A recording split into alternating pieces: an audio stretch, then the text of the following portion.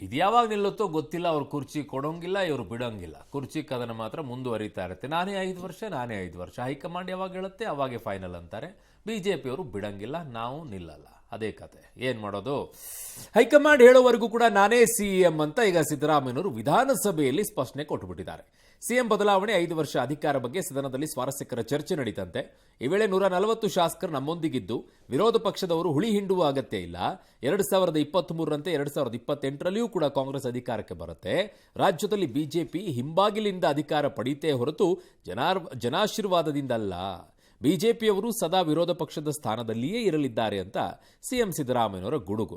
ಕಲಾಪದಲ್ಲಿ ವಿಪಕ್ಷದವರ ಪ್ರಶ್ನೆಗೆ ಸಿಎಂ ಮಾತಾಡಿದರು. ಉರಿಯೋದ್ರ ಮೇಲೆ ಉಪ್ಪು ಹಾಕಬಾರದು ಅಂತ ಗಾದೆ ಮಾತಿದೆ. ವಿರೋಧ ಪಕ್ಷದವರು ಇರುವುದೇ ಉರಿಯೋದ್ರ ಮೇಲೆ ಉಪ್ಪು ಹಾಕೋಕೆ ಅಂತ ಅಂದರು. ವಿರೋಧ ಪಕ್ಷದವರು ಏನೇ ಪ್ರಚೋದನೆ ಮಾಡಿದರೂ ಕೂಡ ನಮ್ಮ ಶಾಸಕರು ಪ್ರಚೋದಿತರಾಗೋದಿಲ್ಲ. 5 ವರ್ಷ ನಾನೇ ಮುಖ್ಯಮಂತ್ರಿಯಾಗಿರಬೇಕು ಅಂತ ಜನ ಆಶೀರ್ವಾದ ಮಾಡಿ ಕಳಿಸಿದ್ದಾರೆ. ಜನರ ನಾಡಿ ಮಿಡಿತ ಸರ್ಕಾರಕ್ಕೆ ತಿಳಿದಿದೆ ಅಂತ ಸಿಎಂ ಹೇಳಿದ್ದಾರೆ. ಇದೇ ವೇಳೆ ಕಾಂಗ್ರೆಸ್ ಪಕ್ಷದಲ್ಲಿ ಹೈಕಮಾಂಡ್ ಮಾತು ಅಂತಿಮವಾಗಿರುತ್ತೆ. ಆದರೆ ಬಿಜೆಪಿಯ ಅಧ್ಯಕ್ಷಗಿರಿ ಆಯ್ಕೆಯಲ್ಲಿ ಒಮ್ಮತ ಸಾಧಿಸಿಲ್ಲ. ಬಿಜೆಪಿಯವರಿಗೆ ಅಸೂಯೆ ಕಾಡ್ತಾ ಇದೆ. ನಾನು ಹೋದ್ರೆ ಹೋದೇನು ಅಂತ ಕನಕದಾಸರು ಹೇಳಿದರು. ಇದು ನನ್ನ ಸರ್ಕಾರವಲ್ಲ, ನಮ್ಮ ಸರ್ಕಾರ. ಈಗಲೂ ಕೂಡ ನಾನೇ ಮುಖ್ಯಮಂತ್ರಿ. ಹೈಕಮಾಂಡ್ ಹೇಳುವ ತನಕವೂ ನಾನೇ ಮುಖ್ಯಮಂತ್ರಿ ಅಂತ ಸಿದ್ದರಾಮಯ್ಯನವರು ಅಬ್ಬರಿಸಿದರು. ಈ ಮಧ್ಯೆ ಮುಖ್ಯಮಂತ್ರಿಗಳು ಕೊಟ್ಟ ಮಾತು ಉಳಿಸಿಕೊಳ್ತಾರೆ ಅಂತ ಆ ಕಡೆಯಿಂದ ಡಿಕೆ ಆಪ್ತ ಶಾಸಕ ಕುಣಿಗಲ್ ರಂಗನಾಥ್ ಅವರು ಒಂದು ಬಿಟ್ಟರು. ಹೈಕಮಾಂಡ್ ಇದೆ. ಹೈಕಮಾಂಡ್ ಏನ್ ತೀರ್ಮಾನ ಮಾಡ್ತಾರೆ ಅದರ ಮಾಡ್ತೀವಿ. 140 ಜನ ನಮ್ಮ ಜೊತೆನಲ್ಲಿದ್ದಾರೆ. ನೀವು ಇದರಲ್ಲಿ ಉಳಿ ಹೋಗ್ಬೇಡಿ. 2023ರಲ್ಲಿ 28ರಲ್ಲೂ ನಾವೇ ಬರ್ತೀವಿ. ಬಿಜೆಪಿ ಅವರಿಗೆ ಒಮ್ಮೆಲೂ ಕೂಡ ಆಶೀರ್ವಾದ ಮಾಡಿಲ್ಲ, ಇಲ್ಲಿವರೆಗೂ ಮಾಡಿಲ್ಲ, ಮುಂದೇನೂ ಮಾಡೋದಿಲ್ಲ. ಇವರು ವಿರೋಧ ಪಕ್ಷದಲ್ಲಿ ಶಾಶ್ವತ. ಉಳಿಯೋದ್ರ ಮೇಲೆ ಉಪ್ಪಾಕಕ್ಕೆ ಹೋಗ್ಬೇಡಿ. ವಿರೋಧ ಪಕ್ಷದವ್ರು ಇರೋದೇ ಉಪ್ಪಾಕಕ್ಕೆ. ನಾನೇ ಮುಖ್ಯಮಂತ್ರಿ. ಜನ ನಮ್ಗೆ ಆಶೀರ್ವಾದ ಮಾಡಿದ್ದಾರೆ. 5 ವರ್ಷ ಇರಿ ಅಂತ ಜನ ಆಶೀರ್ವಾದ ಮಾಡಿದ್ದಾರೆ. ನಾನು ಹೋದೇನು ಅಂತ ಅವರು ಕನಕದಾಸರು ಹೇಳಿದ್ರು. ನಾವು ಸರ್ಕಾರ ಮಾಡ್ತಾ ಇದ್ದೀವಿ. ನಾವು ಬಹುವಚನ ಇದು ಯಾವಲ್ಲೂ ಏಕವಚನ ಅಲ್ಲ. ಸರ್ಕಾರ ಅಂತಲ್ಲ. ನಾನೇ ಮುಖ್ಯಮಂತ್ರಿ, ಈಗಲೂ ಮುಖ್ಯಮಂತ್ರಿ. ಇಲ್ಲಿವರೆಗೆ ಹೈಕಮಾಂಡ್ ಜವಾಬ್ದಾರಿತ ಸ್ಥಾನದಲ್ಲಿ ಇದ್ದುಕೊಂಡು ಯಾವ್ಯಾವ ಪೋಡಿಯಮಲ್ಲಿ ಯಾವ ಫೋರಮಲ್ಲಿ ಏನೇನು ಮಾತಾಡಬೇಕು ಅದನ್ನು ಮಾತಾಡಬೇಕು ಅನ್ನೋದನ್ನ ನಮ್ಗೆ ಹಿರಿಕರು ಹೇಳಿದ್ದಾರೆ. ಅದಕ್ಕೋಸ್ಕರ ನಾನು ಆ ವಿಚಾರ ಮಾತಾಡ್ಲಿಕ್ಕೆ ಹೋಗಲ್ಲ. ಮಾನ್ಯ ಮುಖ್ಯಮಂತ್ರಿಗಳು ಏನೇನು ಮಾತು ಕೊಟ್ಟಿದ್ದಾರೆ ಎಲ್ಲನೂ ಪಾಲಿಸಿದ್ದಾರೆ. ನನ್ನ ನೋಟಿಸ್ ಕೊಟ್ಟಿದ್ದಾರೆ ಚೀಫ್ ಮಿನಿಸ್ಟರ್ ವಿಚಾರದಲ್ಲಿ. ನಾನು ಮಾತಾಡ್ಲಿಕ್ಕೆ ಹೋಗಲ್ಲ. ನಾನು ಹೈಕಮಾಂಡ್ ಅವ್ರು ಏನು ನಿರ್ಧಾರ ತೆಗೆದುಕೋತಾರೆ ಅದರಂತ ಆಗುತ್ತೆ. ಹೈಕಮಾಂಡ್ ಹೇಳೋವರೆಗೂ ನಾನೇ ಸಿಎಂ ಅನ್ನೋದ್ರಲ್ಲಿ ಅದು ಸ್ಪಷ್ಟನೆ ಏನಾಯ್ತು? ಅದು ಅಡ್ಗೋಡೆ ಮೇಲೆ ದೀಪ ಇಟ್ಟ ಹಾಗೇನೆ ಅಲ್ವಾ? ಅವರಿಗೆ ಆ ಕಾನ್ಫಿಡೆನ್ಸ್ ಇಲ್ವಲ್ಲ. ಅವರಿಗೆ ನಾನೇ 5 ವರ್ಷ ಇರ್ತೀನಿ ಅನ್ನೋ ಕಾನ್ಫಿಡೆನ್ಸ್ ಇಲ್ಲ. ಅದಕ್ಕೆ ಪದೇ ಪದೇ ಹೇಳುವಂಥದ್ದು ಹೈಕಮಾಂಡ್ ತೀರ್ಮಾನ ಮಾಡಿದ್ರೆ ನಾನು ಇರ್ತೀನಿ, ಇಲ್ಲ ಅಂದ್ರೆ ಇಲ್ಲ ಅಂತ ಹೇಳಿ.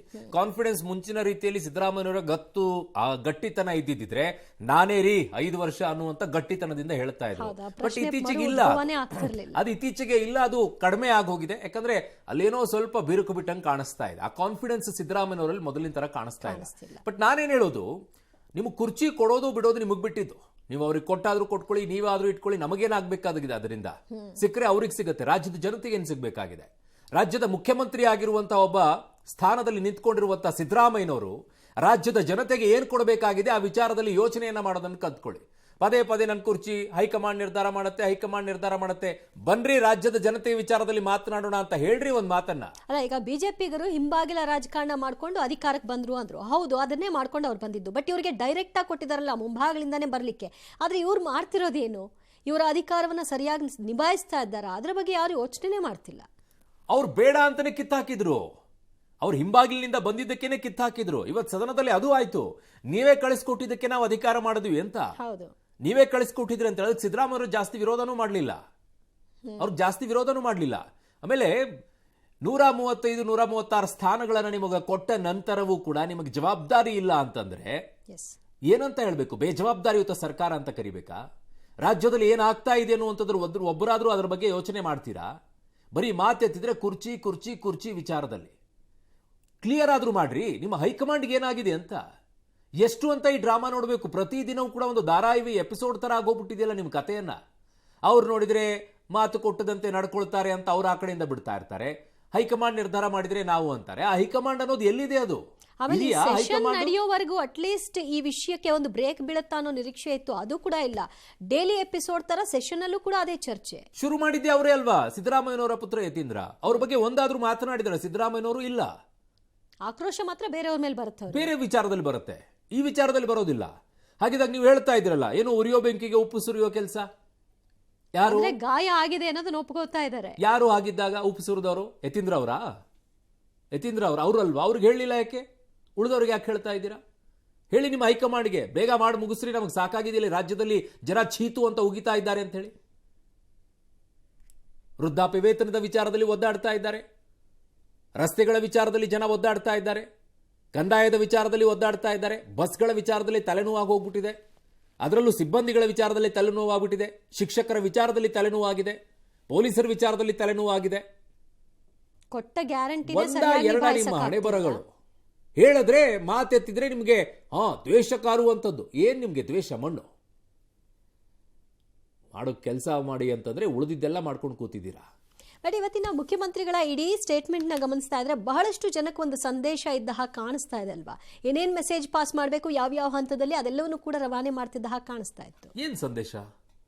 ಒಂದು ಬಿಜೆಪಿಗರಿಗೆ ನೀವು ಏನಿದ್ದೀರಿ ಹಿಂಬಾಗ್ಲ ರಾಜಕಾರಣ ಮಾಡ್ಕೊಂಡು ಬಂದ್ರಿ ಅಂತ, ನಾವು 140 ಜನ ಅನ್ನೋ DK ಮಾತಿಗೆ 140 ಜನರ ಸಪೋರ್ಟ್ ನನಗಿದೆ ಅನ್ನುವಂತಹ ಒಂದು ಸ್ಟೇಟ್ಮೆಂಟು. 5 ವರ್ಷ ನಾನೇ ಇರ್ತೀನಿ ಹೈಕಮಾಂಡ್ ಬಯಸಿದ್ರೆ, ಜನರು ಕೊಟ್ಟುವಂತಹ ಸಪೋರ್ಟು. ಸೊ ಇದನ್ನೆಲ್ಲ ಹೇಳೋ ಮೂಲಕವಾಗಿ ನಾನು ಇರ್ತೀನಿ ಅನ್ನುವಂತಹ ಮೆಸೇಜ್ನ DK ಬಣಕ್ಕೆ ತಲುಪಿಸ್ತಾ ಇದ್ದಾರೆ. ಏನು ಹೇಳಿದ್ರು ಅಷ್ಟೇ ದಿವ್ಯಾ. ಅವ್ರು ಏನೇ ಮೆಸೇಜ್ ಕೊಟ್ಕೊಳ್ಳಿ, ಮಗನ ಮೂಲಕವಾಗಿನೂ ಕೂಡ ರಾಜಕೀಯವನ್ನ ಮಾಡುವಂತ ಕೆಲಸ ಮಾಡಿದ್ದಾರೆ ಅಂತಾನೂ ಈಗ ಹೊತ್ಕೊಳ್ತಾರೆ ಅವರು. ಇವ್ರಿಗೆ ನೇರವಾಗಿ ಮಾತಾಡಕ್ಕಾಗದೇ ಇದ್ದಿದ್ದಕ್ಕೆ ಯತೀಂದ್ರ ಮೂಲಕವಾಗಿ ಹೇಳಿಸಿದ್ರು ಅನ್ನುವಂಥದ್ದು ಬರುತ್ತೆ. ಆ ಗತ್ತು, ಆ ರೀತಿಯಾದಂತಹ ತಾಕತ್ತು ಇರುವಂತಹ ಸಿದ್ದರಾಮಯ್ಯನವರು ನೇರವಾಗಿ ಮಾತನಾಡ್ತಾ ಇದ್ದಂತಹ ಗಡುಸುತನ ಸಿದ್ದರಾಮಯ್ಯನವರಿಗೆ ಇತ್ತೀಚೆಗೆ ಕಾಣಿಸ್ತಾ ಇಲ್ಲ. ಈ ಹೈಕಮಾಂಡ್ ವಿಷಯದಲ್ಲಿ ಆ ವಿಚಾರದಲ್ಲಿ ವೀಕ್ ಆಗ್ಲೇಬೇಕಾಗತ್ತೆ. ವೀಕ್ ಆಗಿದ್ದಾರೆ ಅಂತ ನಾನು ಹೇಳೋದು, ಹೈಕಮಾಂಡ್ ವಿಚಾರದಲ್ಲಿ ಅಲ್ಲ.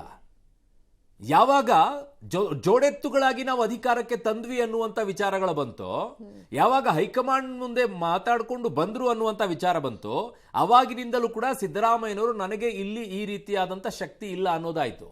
ಅದರ ಜೊತೆಗೆ ಅವರಿಗೆ ಫೈನಾನ್ಷಿಯಲ್ ಆಗಿ ಸಪೋರ್ಟ್ ಗಟ್ಟಿಯಾಗಿ ನಿಂತ್ಕೊಳ್ಳುವಂಥದ್ದಿತ್ತಲ್ವಾ.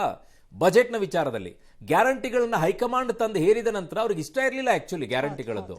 ಅದನ್ನ ಒತ್ತಾಯಪೂರ್ವಕವಾಗಿ ಮಾಡಿ ನನ್ನನ್ನು ಕಟ್ಟಿ ಹಾಕುವಂತ ಕೆಲಸಗಳಾಯ್ತು ಅನ್ನೋದು ಒಂದು ಕಡೆಗೆ.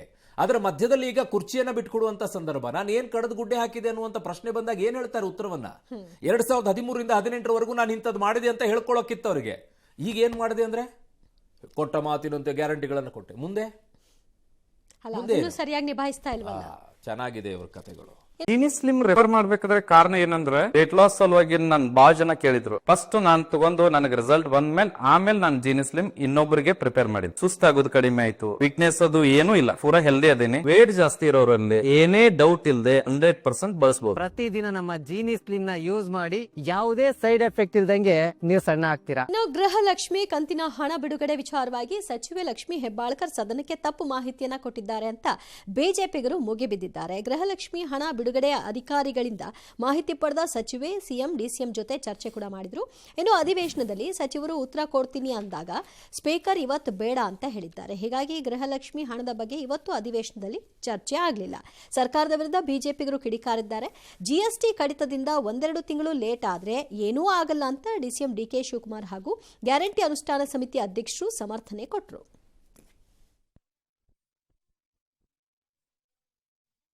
ಈ ಸೆಷನ್ನಲ್ಲಿ ಬರ್ತಾ ಇಲ್ಲ, ಅವ್ರ ಕಡೆಯಿಂದ ಉತ್ತರವನ್ನು ನಾವು ನಿರೀಕ್ಷೆ ಮಾಡ್ತಾ ಇದ್ದೇವೆ.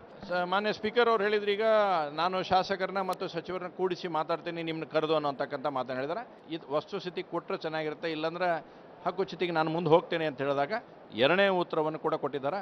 ಏನು ಸಚಿವರು ಹೇಳಿದ್ರು 23 ಕಂತುಗಳು ಆಗಸ್ಟ್ 25ರವರೆಗೆ ನಾವು ಕೊಟ್ಟೇವೆ ಅಂತಕ್ಕಂಥ ಮಾತನ್ನು ಬರೆದು ಕೊಟ್ಟಿದ್ರು. ಸುಮಾರು 2-3 ಜಿಲ್ಲೆಯವರು ಇಲ್ಲ ನಾವು ಫೆಬ್ರವರಿ ಮತ್ತು ಮಾರ್ಚ್ ಹಣವನ್ನು ನಾವು ಖಾತೆಗಳಿಗೆ ಹಾಕಿಲ್ಲ ಅಂತಕ್ಕಂಥ ಉತ್ತರವನ್ನು ಅವ್ರು ಕೊಟ್ಟಿದ್ದಾರೆ. ಹಾಗಾದರೆ ಇದಕ್ಕೆ ಹೆದರಿಸುವಂಥ ಅವಶ್ಯಕತೆ ಏನಿತ್ತು ಅನ್ನೋಂಥದ್ದು ಈಗ 3ನೇ ಪ್ರಶ್ನೆ. ಇವತ್ತು ತಪ್ಪು ಮಾಹಿತಿ ಕೊಟ್ಟಿರೋದಕ್ಕೆ ಸದನದಲ್ಲಿ ಅವ್ರಿಗೆ ಪ್ರಸ್ತಾವ ಮಾಡಿದ್ರಿ.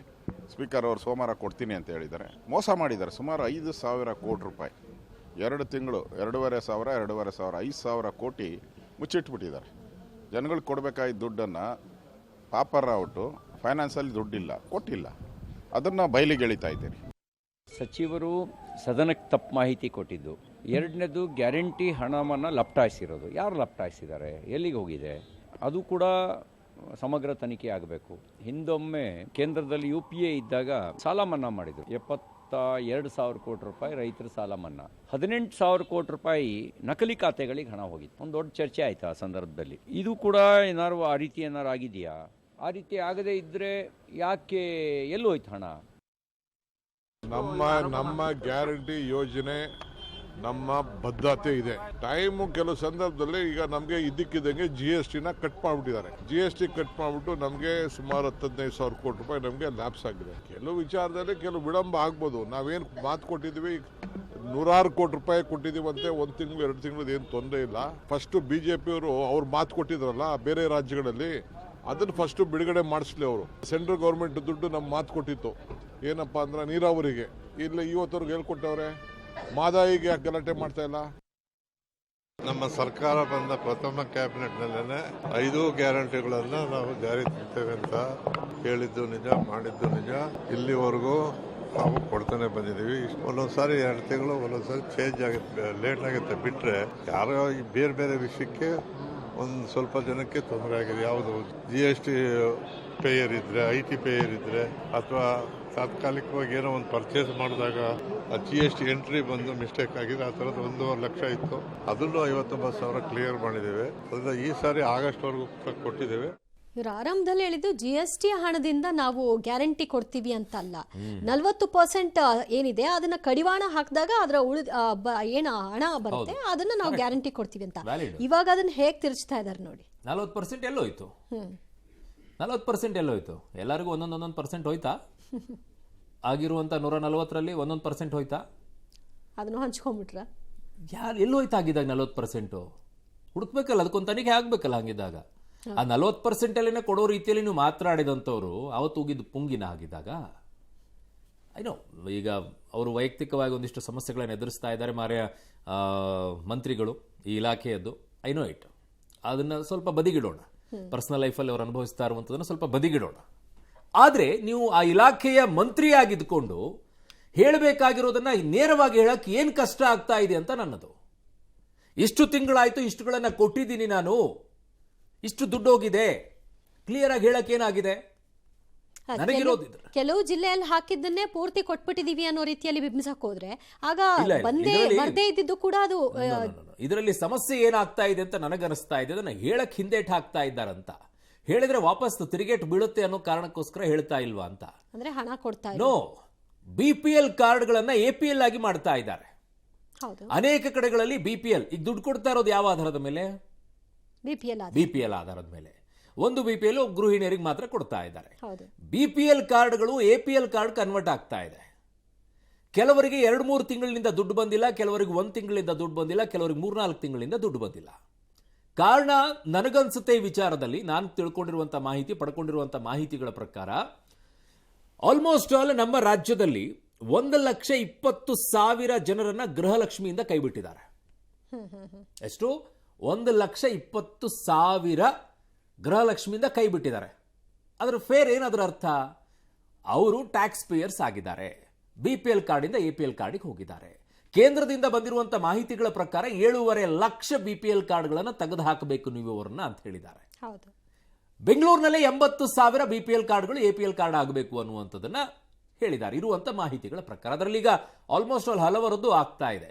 ಇದನ್ನ ಹೇಳಿಬಿಟ್ರೆ ನಾವು ಎಲ್ಲಿ ಬಡವರ ವಿರೋಧಿಗಳಾಗ್ತೀವಿ ಅನ್ನೋದಕ್ಕೋಸ್ಕರ ಅದನ್ನ ಹಿಂದೇಟ್ ಹಾಕ್ಬಿಟ್ಟು ನಾವು ಕೊಡ್ತಾ ಇದೀವಿ ಅಂತ ಹೇಳ್ಕೊಂಡು ಬರ್ತಾ ಇದ್ದಾರೆ. ಡೆಫಿನೆಟ್ಲಿ ಅದರಲ್ಲಿ ನೋ ಡೌಟ್ ಅಂತ ನನಗೆ ಅನಿಸ್ತಾ ಇದೆ. ಒಂದು, ದುಡ್ಡು ಇಲ್ಲದೆ ಇರಬಹುದು ಸರ್ಕಾರದ ಬಳಿ, ಒಂದು ಕೇಂದ್ರದ ಮೇಲೆ ಬೆರಳು ಮಾಡ್ತಾ ಇರಬಹುದು, ಅಥವಾ ಬಂದಿರೋ ದುಡ್ಡನ್ನ ಇವರು ಹಂಚಿಕೆ ಮಾಡಿರುವಂತದ್ದು ಕೆಲವು ತಿಂಗಳವರೆಗೆ ಆಗಿರಬಹುದು, ಕೆಲವು ಕಡೆಗಳಲ್ಲಿ ಕೊಟ್ಟಂಗಾಗಿರ್ಬೇಕು, ಕೆಲವು ಕಡೆಗಳಲ್ಲಿ ಕೊಟ್ಟದೇ ಇರೋಂಗಾಗಿರ್ಬೇಕು. ಅಂದ್ರೆ ನಾವು ಪೂರ್ತಿ ಕೊಟ್ಟಿಲ್ಲ ಅನ್ನೋ ರೀತಿಯಲ್ಲೂ ಆಗಬಾರದು. ಕೆಲವು ಡಿಸ್ಟ್ರಿಕ್ಟ್ಗಳಲ್ಲಿ ಕೊಟ್ಬಿಟ್ಟಿದ್ದೀವಿ, ಇನ್ನು ಕೆಲವರು ಕೊಟ್ಟಿಲ್ಲ. ಈಗ ಹೆಂಗ ಅರ್ಥ ಆಗುತ್ತೆ ಅದರದ್ದು? ಕೊಟ್ಟಿದಾರಪ್ಪ, ನಮಗೂ ಬರುತ್ತೆ, ಕಾಯ್ತಾ ಇರಿ, ಬರುತ್ತೆ, ಕೊಟ್ಟಿಲ್ಲ ಅಂತ ಅಲ್ಲ, ಬರುತ್ತೆ, ಕಾಯ್ಬೇಕಷ್ಟೇ. ಸೊ ಒಂದು ನನಗೆ BPL ಇಂದ APL ಆಗಿರುವಂತ ಸಮಸ್ಯೆ ಇದರಲ್ಲಿ ಕಾಣಿಸಿದಂಗಿದೆ.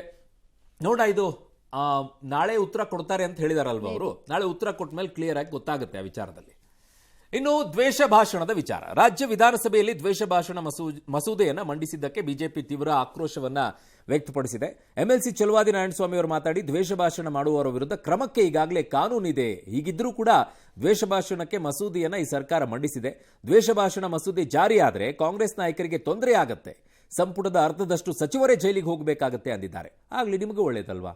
ಮಾಜಿ ಸಚಿವ ಡಾಕ್ಟರ್ ಅಶ್ವಥ್ ನಾರಾಯಣ್ ಪ್ರತಿಕ್ರಿಯಿಸಿ, ದ್ವೇಷ ಭಾಷಣ ಸಂವಿಧಾನದ ಹಕ್ಕುಗಳಿಗೆ ಸಂಪೂರ್ಣ ವಿರುದ್ಧವಾಗಿದೆ. ಕಾಂಗ್ರೆಸ್ ಹಕ್ಕುಗಳನ್ನು ಕಸಿದುಕೊಳ್ಳೋಕೆ ಅಧಿಕಾರ ದುರ್ಬಳಕೆ ಮಾಡಿಕೊಳ್ಳಲು ಸಂಚು ಮಾಡ್ತಾ ಇದೆ ಅಂತ ಕಿಡಿಕಾರಿದ್ದಾರೆ. ಇನ್ನು ಸಿಟಿ ರವಿ ಮಾತಾಡಿ, ಇದ್ದದ್ದು ಇದ್ದಂಗೆ ಹೇಳಿದ್ರೆ ಕೆಲವರಿಗೆ ಎದ್ದು ಬಂದು ಎದಿಗೆ ಒದ್ದಂಗೆ ಆಗತ್ತೆ ಅಂತ ಅವರದ್ದು. ಸತ್ಯ ಹೇಳಿದ ಕೂಡಲೇ ಊರಿಗೆ ಹೊತ್ಕೊಳ್ಳುತ್ತೆ ಅವರಿಗೆ, ಅದು ಅವರಿಗೆ ದ್ವೇಷ ಭಾಷಣ ಅಂತಾರೆ. ಸತ್ಯದ ವಿಶ್ಲೇಷಣೆ ಮಾಡಿದಾಗ ಕೆಲವರ ದೃಷ್ಟಿಯಲ್ಲಿ ದ್ವೇಷವಾಗಿ ಕಂಡುಬರುತ್ತೆ ಅಂತ ಟೀಕೆ. ವಿಪಕ್ಷಗಳ ವಿರೋಧದ ನಡುವೆಯೂ ಕೂಡ ಮಸೂದೆ ಅಂಗೀಕಾರಕ್ಕೆ ಮುಂದಾಗಿದ್ದಾರೆ. ಡಿಕೆ ಶಿವಕುಮಾರ್ ಅವರು ಮಾತನಾಡಿದ್ದಾರೆ, ಬಹಳ ಇಂಪಾರ್ಟೆಂಟ್. ಇನ್ನೊಂದ್ಸಲ ಹೇಳ್ತೀನಿ, ಡಿಕೆ ಶಿವಕುಮಾರ್ ಅವರು ಮಾತಾಡಿದ್ದಾರೆ, ಯಾರ ಮೇಲೆ ಯಾರೂ ದ್ವೇಷ ಮಾಡಬಾರದು, ನಮ್ಮದು ನಾಗರಿಕ ಸಮಾಜ, ದ್ವೇಷ ಮಾಡಿ ಕಾನೂನು ಸುವ್ಯವಸ್ಥೆ ಹಾಳು ಮಾಡಬಾರದು, ಹೀಗಾಗಿ ಕಾನೂನು ತೆಗೆದುಕೊಂಡು ಬಂದಿದ್ದೇವೆ ಅಂದರು. ಡಿಕೆ ಹರಿಪ್ರಸಾದ್ ಮಾತಾಡಿ, ನಾವು ಒಂದು ಮಸೂದೆಯನ್ನು ಸದನದಲ್ಲಿ ಮಂಡಿಸಿದ್ದೇವೆ ಅಂತಂದಿದ್ದಾರೆ. ಸರ್ಕಾರಕ್ಕೆ ಉತ್ತರ ಕರ್ನಾಟಕವನ್ನು ಅಭಿವೃದ್ಧಿ ಪಡಿಸಬೇಕು ಅಂತಕ್ಕಂಥ ಹಂಬಲ ಇರಬೇಕು, ಇಚ್ಛೆ ಇರಬೇಕು. ಈ ಸರ್ಕಾರ ಅದನ್ನು ಕಳ್ಕೊಂಡಿದ್ರೆ ನಾವೇನು ಮಾಡೋಕ್ಕಾಗತ್ತೆ? ದ್ವೇಷ ಭಾಷಣ ಮಾಡ್ತಕ್ಕಂಥವರಿಗೆ ಶಿಕ್ಷೆ ಕೊಡಲಿಕ್ಕೆ ಈಗಾಗಲೇ ಕಾನೂನಿನಲ್ಲಿ ಆದ್ಯತೆ ಇದೆ. ಇದ್ರೂ ಕೂಡ ಇದನ್ನು ಯಾಕೆ ತರ್ತಿದ್ದಾರೆ ಅಂದರೆ, ಈ Congress government is a weak government. Congress ಸರ್ಕಾರ ದ್ವೇಷ ಭಾಷಣದ ವಿಧೇಯಕವನ್ನೇನು ತರ್ತಿದ್ದಾರೆ, ಇದು ಸಂವಿಧಾನಕ್ಕೆ ಮತ್ತು ನಮ್ಮ ಹಕ್ಕುಗಳಿಗೆ ಸಂಪೂರ್ಣವಾಗಿ ವಿರುದ್ಧವಾಗಿರುವಂಥದ್ದಿದೆ.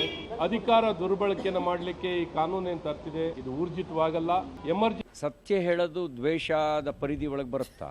ಜಾಗತಿಕ ಭಯೋತ್ಪಾದನೆಗೆ ಒಂದು ಮತಗ್ರಂಥವೇ ಕಾರಣ ಅಂತ ಹೇಳ್ತೀನಿ ನಾನು. ಅದು ಜಾಗತಿಕ ಸತ್ಯ. ಕೆಲವರಿಗೆ ಇದ್ದಂಗೆ ಹೇಳಿದ್ರೆ ಎದ್ದು ಬಂದು ಎದಿಗೊದ್ದ ಅಂತಾರಲ್ಲ, ಹಂಗೆ ಸತ್ಯ ಹೇಳಿದ ತಕ್ಷಣ ಉರಿ ಹತ್ಕೊಳ್ಳುತ್ತೆ. ಅವ್ರು ಹೇಳ್ತಾರೆ ಇದು ದ್ವೇಷ ಭಾಷಣ ಅಂತ. ದ್ವೇಷ ಭಾಷಣ ಅಲ್ಲ ಇದು, ಈ ಸತ್ಯನ ಹೇಳೋದು. ಈಗಾಗಲೇ ಕಾಂಗ್ರೆಸ್ ಪಾರ್ಟಿಗೆ ತುರ್ತು ಪರಿಸ್ಥಿತಿಯನ್ನು ಹೇರಿ ಕೆಟ್ಟ ಅನುಭವ ಅವರಿಗಿದೆ.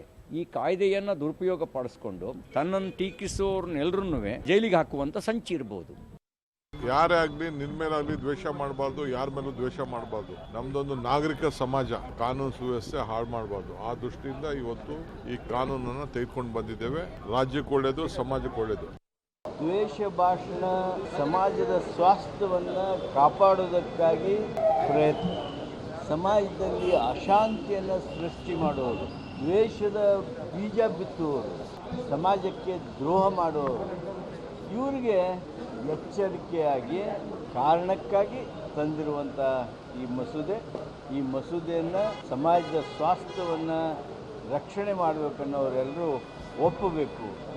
ನಾವೀಗಾಗಲೇ ಒಂದು ಮಸೂದೆಯನ್ನು ಸದನದಲ್ಲಿ ಮಂಡಿಸಿದ್ದೀವಿ. ದ್ವೇಷ ಭಾಷಣದಿಂದ ಸಾಮಾಜಿಕ ಶಾಂತಿ ಕೆಡುತ್ತಕ್ಕಂಥ ಕೆಲಸ, ಕೆಲವು ಪ್ರಚೋದನಕಾರಿ ಹೇಳಿಕೆಗಳಿಂದ ಸಮಾಜದಲ್ಲಿ ಬೆರುಕು ಬೀಳ್ತಾ ಇದೆ. ಇದನ್ನು ತಡಿಲಿಕ್ಕೆ ಸರ್ಕಾರ ಸರಿಯಾದ ಕ್ರಮ ತೆಗೆದುಕೊಳ್ತಾ ಇದೆ. ರಾಜಕೀಯ ಪಕ್ಷಗಳು, ಕೆಲವು ಸಂಘಟನೆಗಳು ಶಕ್ತಿ ಪಡ್ಕೊಳ್ತಾ ಇರೋ ಪ್ರಯತ್ನ ನಡೀತಾ ಇದೆ.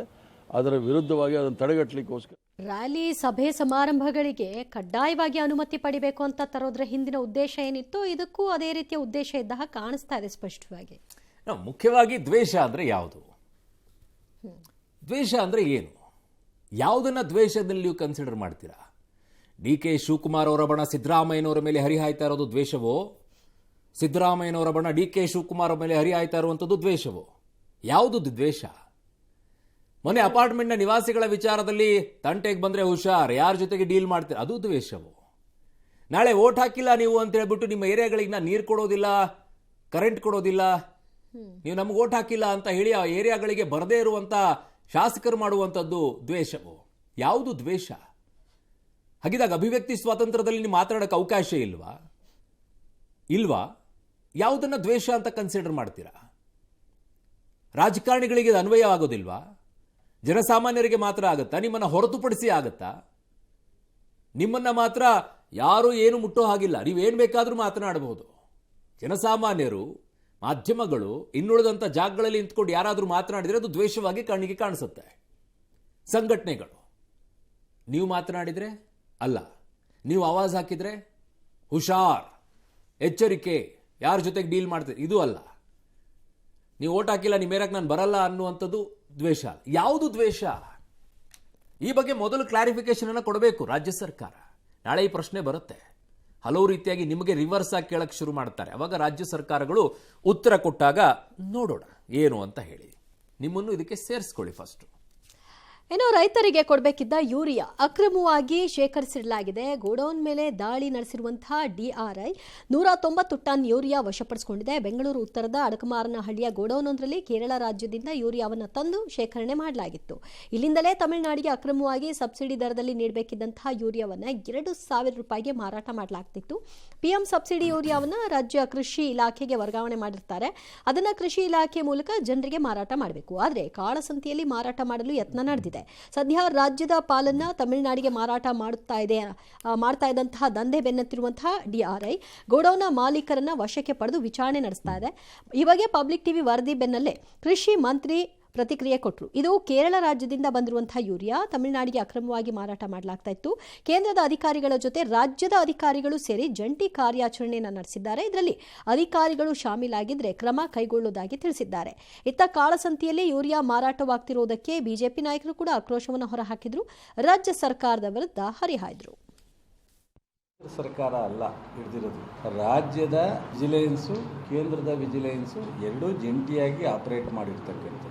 ಏನು ಇವತ್ತು ರೈಡ್ ಆಗಿದೆ, ನನಗೆ ಪ್ರಥಮ ಹಂತದಲ್ಲಿ ಗೊತ್ತಾಗಿರ್ತಕ್ಕಂಥದ್ದು ಕೇರಳದ ಇಂದ ಚೆನ್ನೈಗೆ ಸಪ್ಲೈ ಮಾಡೋವಂಥ ಮೆಟೀರಿಯಲ್ಲು ಅಲ್ಲಿ ಗೋಡನ್ ಮಾಡಿ ಪ್ಯಾಕ್ ಮಾಡಿ ಕಳಿಸೋದಕ್ಕೋಸ್ಕರ ಇದನ್ನು ಉಪಯೋಗಿಸ್ಕೊಂಡಿದ್ದಾರೆ ಅನ್ನೋದು ನನಗೆ ಮಾಹಿತಿ.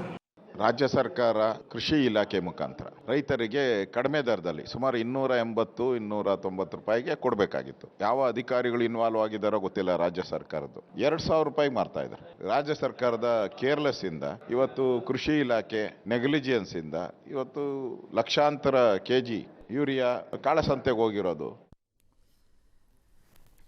ಇದು ಹೊಸದೇನಲ್ಲ.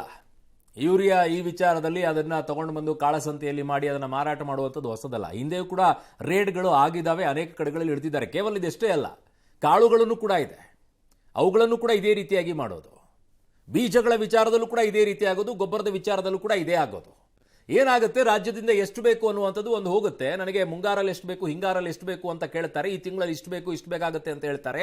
ಅದಕ್ಕೆ ತಕ್ಕಂತೆ ಕಂಪನಿಗಳಿಗೆ ಹೇಳ್ತಾರೆ. ಆ ಕಂಪನಿಗಳು ಡೀಲರ್ಸ್ಗಳಿಗೆ ಹೇಳ್ತಾರೆ. ಡೀಲರ್ಸ್ಗಳು ಇವುಗಳನ್ನ ಸರಬರಾಜನ ಮಾಡುವಂತ ಕೆಲಸವನ್ನ ಮಾಡ್ತಾರೆ. ಅಲ್ಲಿ ವ್ಯವಹಾರಗಳು ನಡೆದೋಗಿರುವಂತದ್ದು. ಕೇರಳದಿಂದ ಬಂದಿರೋದು ಕಳಿಸಿರೋದ ಅಥವಾ ನಮ್ಮ ಚಾನ್ಸೇ ಇಲ್ಲ. ಇಷ್ಟೊಂದು ಕೇರಳದಿಂದ ಹೆಂಗಾಗುತ್ತೆ? ಹಾಗಿದ್ದಾಗ ಜೂನ್ ಜುಲೈಯಲ್ಲೂ ಕೂಡ ನಮ್ಮಲ್ಲಿ ಶಾರ್ಟೇಜ್ ಇದ್ದಾಗಲೂ ಕೂಡ ಕೇರಳಕ್ಕೆ ನೀವು ಕಳಿಸಿದಿರಾ ಅನ್ನುವಂಥದ್ದು ಇದೆಯಲ್ಲ ರಾಜ್ಯ ಸರ್ಕಾರ. ಅದು ಬಹುದೊಡ್ಡ ಆರೋಪ ಇದೆ ರಾಜ್ಯ ಸರ್ಕಾರದಲ್ಲಿ. ಅದಕ್ಕೆ ಕ್ಲಾರಿಫಿಕೇಶನ್ ಕೊಡಬೇಕು ನೀವು. ನಮ್ಮಲ್ಲಿ ಶಾರ್ಟೇಜ್ ಇದ್ದಾಗಲೂ ಕೂಡ ನೀವು ಯೂರಿಯಾವನ್ನ ಕೇರಳಕ್ಕೆ ಕಳಿಸ್ಕೊಟ್ಟಿದ್ರಿ. ಅದು ಯಾವ ಪ್ರೀತಿಗೋಸ್ಕರನೂ ಗೊತ್ತಿಲ್ಲ. ಹಾಗಿದ್ದಾಗ ಅದೇನಾ ಇದು? ಕೇಳಬೇಕಾಗತ್ತೆ ಅಲ್ವಾ ನಾಳೆ ಅನುಮಾನ ಬಂದಾಗ? ನಮ್ಮಲ್ಲಿ ಅನೇಕ ಜಿಲ್ಲೆಗಳಲ್ಲಿ ಸಮಸ್ಯೆ ಆದಾಗ ಪ್ರತಿಭಟನೆ ಮಾಡಿದ್ರು. ಹಾಗಿದ್ದಾಗ ಅಲ್ಲಿ ಶಾರ್ಟೇಜ್ ಬಿದ್ದಿದ್ದು ಇದೇನಾ ಅದು ಅಂತ ಕೇಳಬೇಕಲ್ವಾ? ನಾಳೆ ಬರುತ್ತೆ ಈ ವಿಚಾರದಲ್ಲಿ, ಯಾಕೆ ಬರೋದಿಲ್ಲ?